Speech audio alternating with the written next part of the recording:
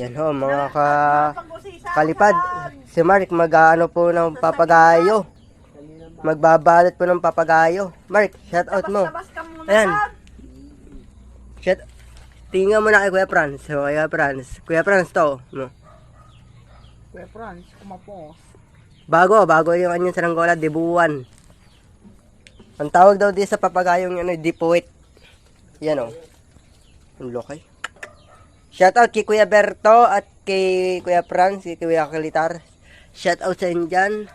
Kuya Ronaldo. Kay Kuya Ronaldo, shoutout din po. Tapos kay Kuya, ano na pa ba?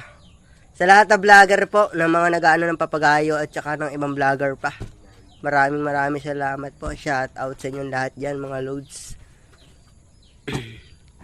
Ayan. So, maganda yung kanyang ginagawa ng saranggola. Napakarami na saranggola niyan dito, mga loads.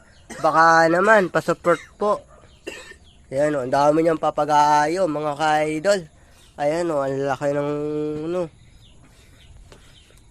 Ito pa, gumagawa pa siya ng papagayo. Napakarami dito sa amin. Dito sa Rizal Laguna lang yan, mga ka-idol. Ayan si Marco. Pagkatapos magkawit, nag-ano na siya uli. Nagbabalat naman ng saranggola.